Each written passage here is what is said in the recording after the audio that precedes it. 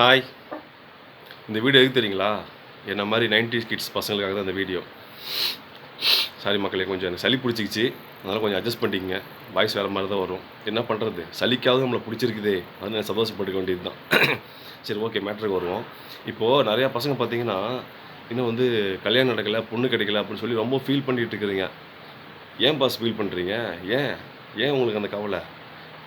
கிடைச்சா சந்தோஷம், கிடைக்கலாம் ரொம்ப சந்தோஷம், என்ஜாய் பண்ணிட்டு போங்க லைஃப்பை. ஏன் ஃபீல் பண்ணிட்டு இருக்கிறீங்க?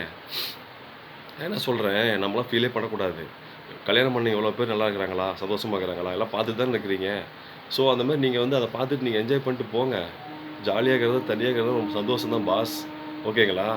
நான் என்ன சொல்கிறேன், நம்ம வந்து கல்யாணம் நடக்கலை, பொண்ணு கிடைக்கலன்னு சொல்லி நீங்கள் நம்ம ஃபீல் பண்ணவே கூடாது, நெகட்டிவ் நினைக்கவே கூடாது. சரிங்களா? நம்மள மாதிரி தங்கமான நல்ல பசங்களெல்லாம் எவ்வளாலையுமே கரெக்ட் பண்ணவே முடியல. எப்படி? எவ்வளாலையும் கரெக்ட் பண்ணவே முடியலன்னு நம்ம சந்தோஷமாக ஜாலியாக என்ஜாய் பண்ணிட்டு போகணும். அதை விட்டுட்டு ஏன் ஃபீல் பண்ணிட்டு இருக்கிறீங்க? அது இல்லாமல் கடவுளே நம்ம என்ன நினைக்கிறாரு, நம்மளுடைய சந்தோஷத்தையும் நம்ம நிம்மதியும் கெடுக்க விரும்பலைன்னா கடவுளே நமக்கு இந்த வாய்ப்பை வந்து நமக்கு கொடுத்துருக்குறாரு.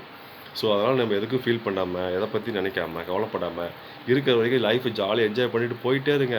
கல்யாணம் நடந்தால் என்ஜாய் பண்ணுங்க, நடக்கலாம் அதோட ரொம்ப சந்தோஷம்னு நினச்சிட்டு போங்க. அவ்வளோதான். அதுக்காக நம்ம ஃபீல் பண்ணிட்டுனே நம்ம வாழ்க்கையை நமக்கு எடுத்துகிட்டு இருக்கணும். அவ்வளோதான்.